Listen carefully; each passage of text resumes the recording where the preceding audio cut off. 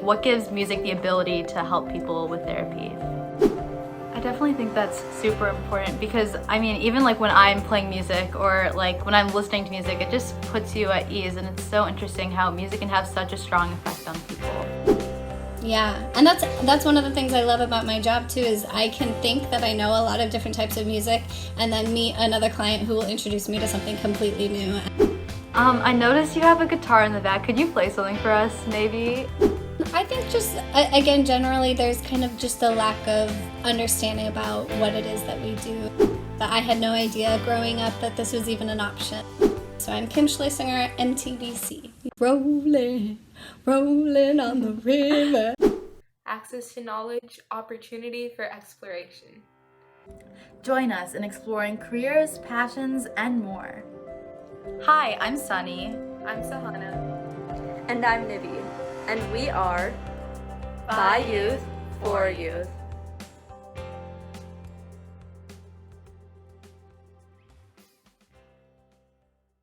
Hi everybody, today we have Kim Schlesinger here with us, who is a music therapist. Would you like to introduce yourself, Kim? Yeah, sure. My name is Kim. I just officially became a music therapist in June of this year, or last year, I guess, 2020. So I'm excited to be here with you all. Thank you. So let's just start off with you describing like what your job is and what music therapy is. Yeah, so this is always the big question. Music therapy, it means a lot of different things depending on where you're at. And so the challenge is always to try to, get it in a short enough phrase that it makes sense. But my job, specifically, I work for a private practice in music therapy, meaning that I could be doing a lot of different things, and we contract with different community members and organizations. So I basically use music to come into the lives of whoever my clients are, and work on whatever goals they're already working on. So that can be, speech goals through singing and music. That can be movement goals through playing instruments or dancing. That can be any number of, emotional processing goals, really depending on what it is that is going on in their lives, and how I can use the music training that I have to tap into that for them. That's super cool. Kind of like a more specific question, but why do you think music heals people, or like what gives music the ability to help people with therapy? Yeah, it's honestly, we talk about music. My boss, Meredith Roman Pizzi at Roman Music Therapy Services, always talks about how music is our superpower. And music is incredible because it's one of the only things that can really light up across the brain. When you're engaging in music, when you're listening, when you're making music, it makes connections all over the place, not just in one centralized area. And so it can really be beneficial in tapping into, but it also adds that enjoyment aspect. Almost every human from the dawn of time has interacted with music in some way, even if you wouldn't consider yourself musical. There's music in the movies that we watch, in the commercials that we see, in every aspect of our life. So it can be very motivating too. It's something that people really enjoy and have a lot of personal relationships with as well. I definitely think that's super important because even like when I'm playing music or like when I'm listening to music, it just puts you at ease, and it's so interesting how music can have such a strong effect on people. Mm-hmm. Yeah. In that way that you're talking about is kind of like a calming. It can also be very motivating. It can be very cathartic, depending on what kind of emotional route you take with it. It has a lot of different features. Yeah. And sort of similar to that, like how do different genres of music affect therapy in different ways? Like you said, like calming music or maybe motivational music or energetic music. Mm-hmm. Yeah, this is always a funny question. People always want to know, like, what kind of music I use in my sessions. And it's really, there's no, one cookie cutter answer. As I already kind of alluded to, it's motivating for people depending on what they like and what they already, are using. So I might, if I'm working on gait training or movement and walking with somebody, I might choose a march because, the beat and the meter of that would be easier to move to. But really what I always ask first off, right off the bat is, what music my client likes, what they're interested in, or that group. And that can be one of the most important things is picking out what they're going to connect with the most and utilize the most in the session. And what type of music are you most interested in, and like what do you listen to and connect with most? Oh, what a fun question. Yeah, I'm always asking this question, so it's fun to have it turned back on me. I think the general like music therapy answer is always I like every kind of music, because it's true. We work with a bunch of different people with a bunch of different music tastes, and we really enjoy different kinds of music. But I'd say personally, when I'm creating music, I like kind of the singer-songwriter genre, because that's what I feel like I can create and recreate the most. But lately, I've really been into kind of smooth R&B type music. But I also, depending on what mood I'm in, maybe something like musical theater or like punk rock, depending on if I'm really wanting to express something. So it's really varied, I guess, is my answer. It's the typical answer, but I think that's the best. I love like checking out all these different genres of music, because there's so much to explore, and there's so many like different genres and types of music and artists and different variations of the same songs and everything like that. Just absolutely. Cool. Yeah, and that's one of the things I love about my job too, is I can think that I know a lot of different types of music, and then meet another client who will introduce me to something completely new, and I'm always learning more about what is important to people and new genres that maybe I like and will incorporate into my own listening practices. So. Sure. What does a typical day in your job look like? So I alluded to this a little bit before, but as a music therapist, we can be in different places. And so I work for a private practice, but, a music therapist might be full-time at a hospital or at a school or at, like a nursing home or some residential care. So there's a lot of different types of music therapy. But again, I'll speak to my experience. I work as a staff music therapist for this private practice, and I really get whatever requests come in the door that fit within my schedule and within my geographic location and everything. So I may be waking up and opening up my computer to do a virtual session with babies and toddlers and their caregivers in their homes, and doing some virtual early intervention, or just kind of working on developmental milestones through those sorts of sessions, and then getting in my car and driving to a school and doing some sessions with teens and adolescents who have various behavioral diagnoses, and then maybe having a session in somebody's home, a one-on-one with an individual. And so it's really a very broad range that I get to work with, and that's what I love about my work in private practice, is that I get experiences with a number of different things, but my day-to-day can look completely different all 5 days of my work week, and I'm going to different places or tuning into different places virtually in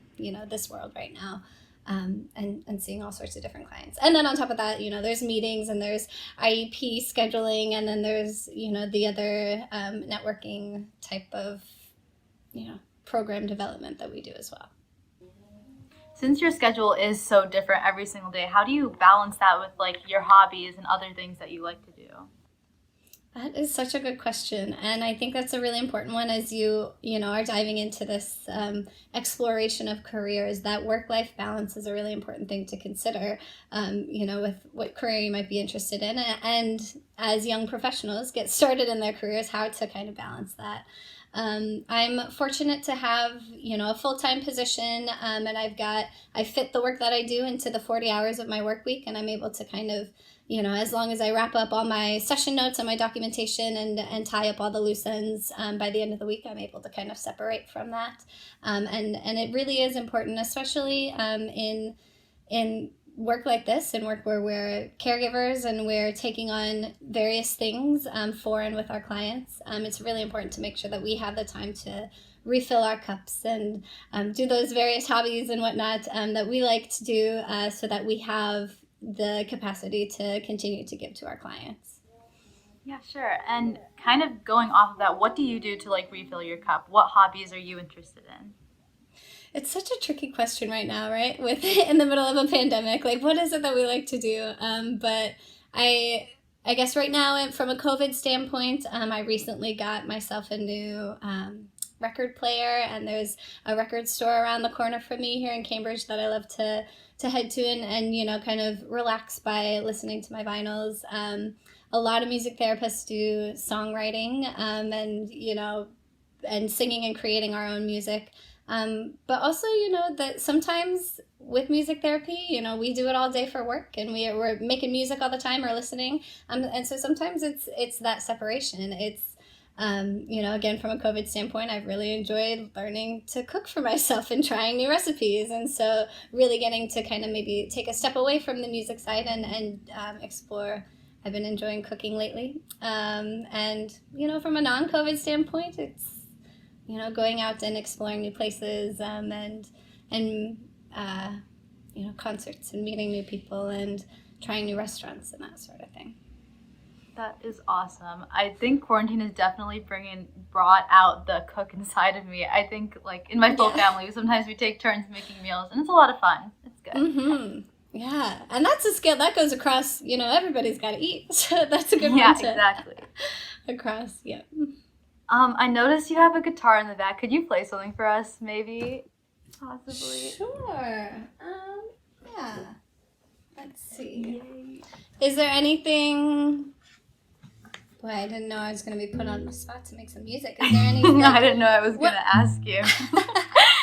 What sort of music do you like? Well, I'm in jazz band, so I'm into jazz. You mentioned smooth R&B. I don't know if you know Daniel Caesar, but I'm really obsessed with him right now. But you can play whatever you want.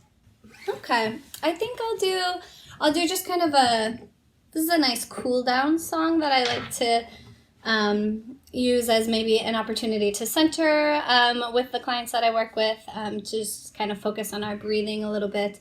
And it's great for all ages and abilities, because it just kind of really brings us back in together, and we just take some deep breaths in together. So this is a go-to for me, so I'll go to it. Breathing in and breathing out, that's what life is all about. Breathing in and breathing out, that's what life is all about. So I'll often do this at the end of like my child class, the toddler classes, and then we'll all take a collective breath in and out. So I'll often do that to recenter, and I'll say, you know, that feels good for us, or for the parents and the adults in the room too.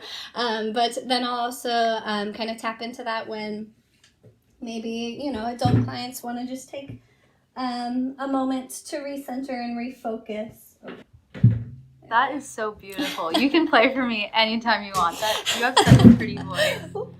Well, thank you. We'll provide some music for the podcast. Yes, definitely. That would be great. We can definitely include that. How long have you been playing guitar and singing? So guitar and voice are not my main focus areas. I started playing the piano when I was about 8 years old, and that's kind of through that and through various like little choir opportunities as a child. That's kind of where I got started with music. I really only picked up the guitar when I went to college to learn how to be a music therapist. So music therapists in our training have to be, you know, trained and proficient on piano, guitar, and voice. And so I took my first guitar. I had a guitar and I'd messed around with it a little bit as a teenager, but I took my first real guitar class and really kind of focused in on it starting in college. So that's a shout out for those out there who might be considering music therapy but might think, oh, I don't know how to play the guitar. You can learn. That's what we do in school, and that's you can get trained and kind of put the effort in if that's something that you want to do. And also it's never too late to pick up a new instrument and try learning something. So. And I'm sure people would also be interested as to what like the training actually looks like. What are your college classes like, and what the training consists of? Yeah, so to become a board-certified music therapist, which I am as of June of 2020, You have to start with 4 years of a bachelor's degree at an accredited school. It's a bachelor's of music therapy is the name of the degree that I got. And it's a lot of music classes as well as some, psychology. I took a human anatomy class, and to just kind of understand humans and development and the psyche and bodily functions, as well as music and the different functions of music. And so I took several semesters of music theory and music history, and then also our music therapy specific classes over the course of my 4 years. And then after we complete the 4 years of school, there's a 6-month clinical internship. I guess sometimes it's combined with like that last semester of school, but it's either at the end or after you complete the schooling that it's a 6-month clinical internship where you really are hands-on and get the opportunity to work with a supervisor and with music therapists in the field. And then after the completion of the internship, you would sit for the board exam, which is national across the United States, and we become board certified music therapists. So I'm Kim Schlesinger, MTBC, music therapist board certified. That is so cool. Yeah. It's a 3-hour accreditation exam that we sit for, and then we continue with continuing ed throughout our career. So like if you said that you continue education like throughout your training, or not training, through your career, like what does that consist of? Yeah, I think it's pretty typical in many careers to have some sort of continuing education. For music therapy, it's X number of credits within 5 years, and then you have a recertification. So and that can be through, we've got a national conference that happens once a year, as well as regional conferences that pop up across the country once a year, and so different presentations for that. That can also be achieved through certain classes and like other training. So there's different sectors of music therapy. There's you can get trained specifically in NICU music therapy and to work with premature infants, or you can get trained specifically in neurologic music therapy, which is, a whole other sector. There's a bunch of different kind of routes that you can take with it, and the different trainings and different presentations that you can attend will help you get those continuing education credits. You just have to have I think it's 100 of them within the each 5 years of your practice to be recertified. That's so cool. I mean, I feel like a lot of people don't really realize that you have to continue to like learn and progress through your career. That's super interesting. Yeah, absolutely. And that can be said of anything. There's a lot has changed since the dawning of music therapy, since the dawning of therapy, and we're all growing and changing and learning a lot in the world right now, and so it's really important that we continue to keep up with that and best practices, for sure. Kind of shifting towards like your favorite and least favorite parts of your job. My go-to for my favorite is always the people is what makes this job for me. I of course have a personal relationship with music, otherwise I wouldn't be in this, but I wasn't ever interested in being a performer or that kind of route with music, and it's really the people and the opportunities to get to know people and to serve people and to support them in whatever it is that might be in their life, that really drew me to this, and like I said, I learned so much. I learned new music from my clients, but I learned so much every day from the clients that I work with, and those relationships and strengthening that and seeing their growth is really what makes it worthwhile for me. Least favorite part about my job, I think a lot of music therapists would say like the administrative side of things. So, we get into it to make music with people and to connect with people, and then you get to the end of the session and you have to write a session note and you have to document and really, stay on top of keeping records of the things that we do to really make sure that we're within our practice. And sometimes, that gets to be a lot, all that documentation and the paperwork is, comes with a lot of different careers, but I think generally that's what a lot of people would say. I honestly don't mind that part quite as much, but I think it's a good go-to answer.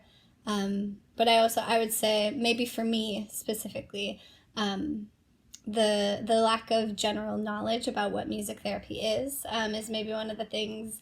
It's often time when I tell somebody I'm a music therapist, there's always that, oh, so what does that entail? Or, oh, so you sing to people and make them feel better, and it's a constant, re-educating and sharing about what we do, which has its positives. It's always a good conversation topic, and it's great to advocate for the field. But also sometimes it's nice when people just know what you do and can get behind that. So, Do you think there are any like stigmas around music therapy, and if so, what are they? Stigmas. I think just, again, generally there's kind of just a lack of understanding about what it is that we do. And that happens not even just, in day-to-day, conversation, but that also happens sometimes in our work environments and in our settings. We are educating the staff maybe at, a day facility of what it is that we can actually bring in. We're not just coming in with our guitars to sing some happy songs and have a good time. We have specific goals that we're working on, and we assess the clients that we work with and what their needs are, and then we write out specific goals to try to meet those needs, and we use music to do it. And from an outsider standpoint, it might just look like, we're just having a great time, but there's a lot of intention behind the work that we do, and the songs that we choose, or the interventions that we choose, or the ways that we engage our clients. And so I think, again, it's just it's kind of that constant educating to help people understand what we really can offer and what we can bring to the table beyond just some happy fun songs. I feel like I've seen like music therapy in movies where they like bring in a guitar to a hospital bed, but beyond that, I really don't know much about music therapy until you're telling me about all of this, which is great. So you've been playing piano since you were 8, but did you know since then that you wanted to be a music therapist, or what like got you interested in this career? Yeah, no, I definitely didn't know, and I, similarly, I hadn't heard. It's not always something that is out there. So again, I'm loving that you're doing this and we're spreading the word, and more people can know about what this field entails. But I had no idea growing up that this was even an option. I remember hearing. It was probably in high school that I think it was my band director who first said the words music therapy. And it just immediately clicked, like, oh, that sounds like something I'm very interested in. But up until then, I was like, I liked the music that I'm involved in. Maybe I want to be a music teacher, but I don't really think that's the right fit for me. But, I don't know really what other route to go with. I don't know, and I was kind of at a loss when people would say, what do you want to be when you grow up? And then it was when I heard this and I was able to do a little bit more research about what it could look like, and then get some observation opportunities and talk with music therapists. That helps to kind of build up my desire to become one myself. What type of observation opportunities did you have, and what other experiences have you had to lead up to this job?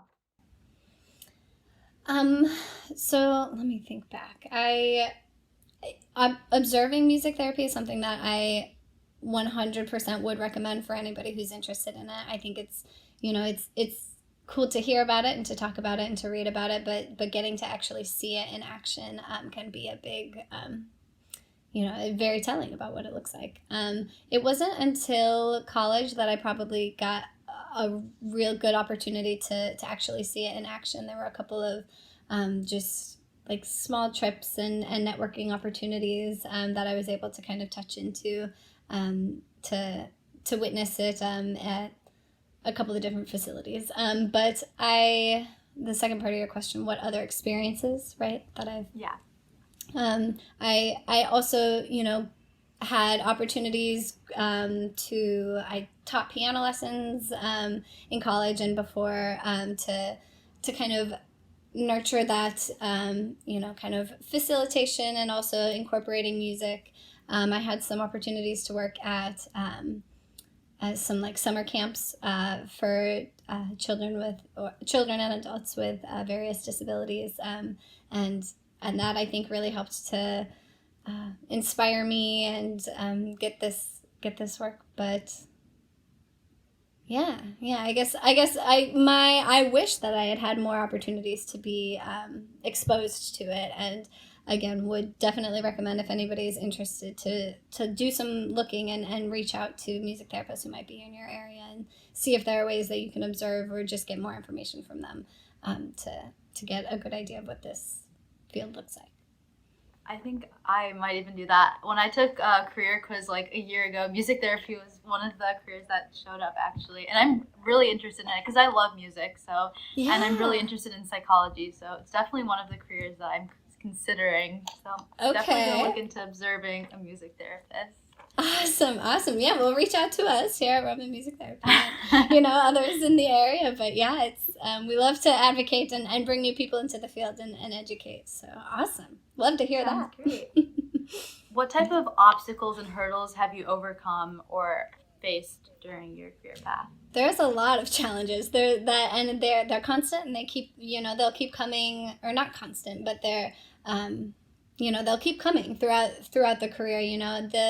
The thing with these sorts of professions, with these helping professions, is that we're working with people, and no two people are exactly the same. I know two people with a certain diagnosis are exactly the same, and no two people with the same need are exactly the same. And so I think, during internship, that is a really good time that to really get the experience of what it's like to cater the work that we do to the specific individuals that we're serving, and also to try things out that might not always work, and try out different interventions and bring different music and trying different things, bringing them to people that sometimes people really latch on and sometimes people really don't, and it's learning to roll with the punches and to be flexible and adaptable in the moment with our music and with our responses to people. So I think that being flexible and being able to adapt is one of those hurdles. And then also it's, the schooling is challenging for music therapy. The music theory classes are challenging. The performance aspect of it is, there's a lot of, it takes some determination and some grit to, kind of stick through it, to the end and to finally pass, that board exam and get those credentials after your name. It takes a lot of hard work and a lot of studying, and but definitely worth it in the end as we continue to, do the work that we live. Definitely. That the job of music therapy definitely seems to be really impactful and influential on your own life. And I think that's super special to have a job that not only impacts other people, but yourself too. Absolutely, yeah. I cannot begin to express how thankful I am to have a job at this time in the world when everything is, very up in the air, but also to really genuinely enjoy the work that I do. And not every day for any job that you have is going to be a walk in the park. And there are some days that it's harder than others to, get up and go to the sessions and do the work. But there are some days too when maybe I'm feeling a little bit down, and the power of music is that, if I can have a good connection with somebody and share a song or, share some experience, sometimes in a way that can brighten my day almost as much as whatever I'm able to bring to the clients. And that's a beautiful thing to share with somebody. Yeah, that's awesome. I think that's so special, and I think that's super great. What would you suggest to like someone who's going to a similar field? Like, what types of qualities do you think they should have? Like, you mentioned adaptability and flexibility, but what other qualities would you think people should have? Yeah. It's tough because I know a lot of music therapists who are very different, and their different skills, can play in very different ways, and they can,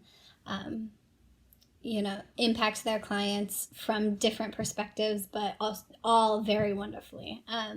But I do think, adaptability is a big one of them. And just, that genuine desire to connect with and care for others, I think is something that you can't really fake, and there are fields where you're able to kind of have certain answers, and you do this sort of work, and that can be very rewarding, but there are fields where you've really got to be able to show up and listen, and care for the betterment of others and the people that you're spending time with. And so if that's something that resonates with you, definitely check it out. But yeah, I think that's a very important quality, is just that genuine care for the people that you interact with and the people that you're serving and working with.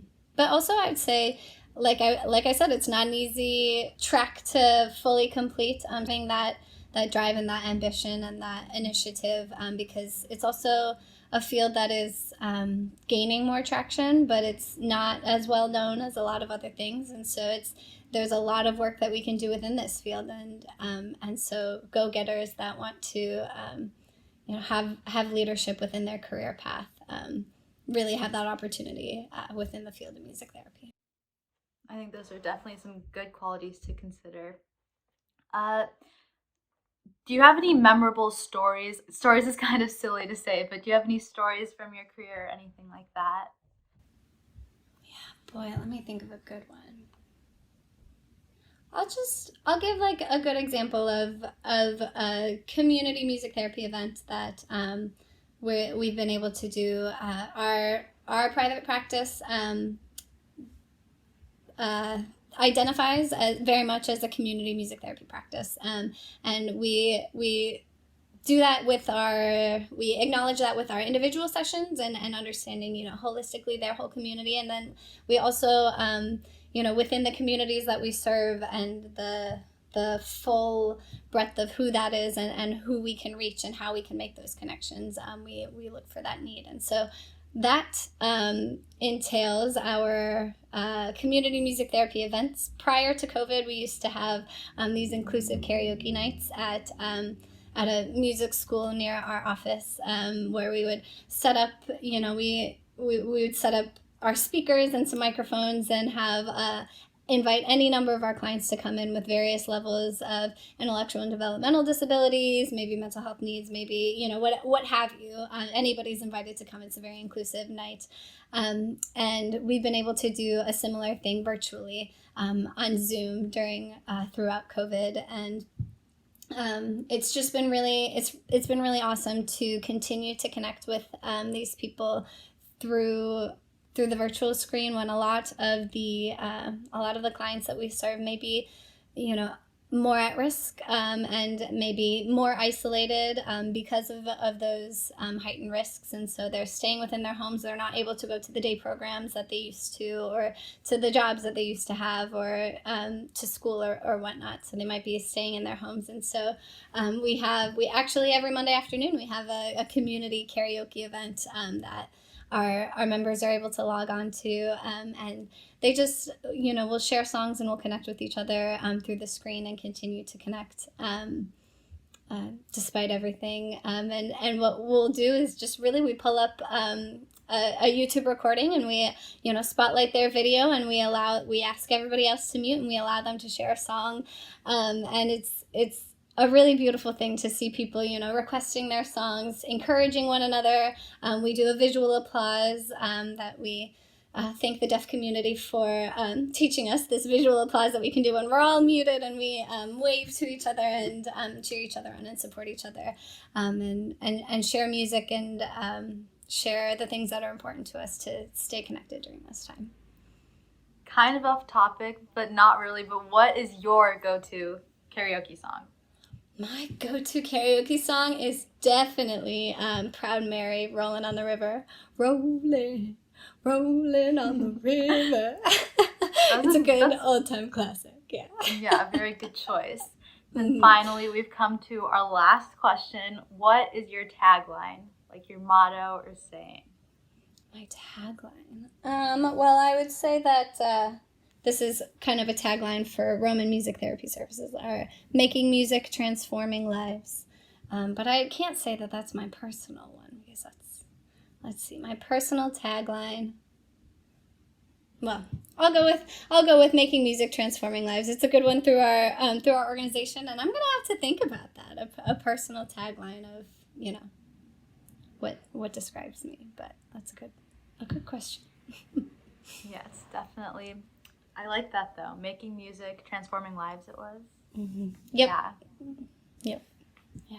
Great. I think that is it. Do you have any final thoughts or closing comments? I guess I'll just reiterate that if you're interested in this, reach out and connect with music therapists that might be in your community that might be already doing this work. It's a field that, we're excited to keep growing and excited to inspire young minds to join us. And so I'm really thankful that you took the time to speak with me today and to get to know a little bit more about music therapy. And I encourage everyone to look into it, whether you're interested in taking it on as a field or you know somebody who might benefit from it. It's a shared passion. So Thank you so much. That was wonderful. Thank you so much for listening this week. Tune in for our future episodes every other Thursday and leave us a review down below. Check out our Instagram at BY4Y Podcast for career resources and more about this episode. Bye!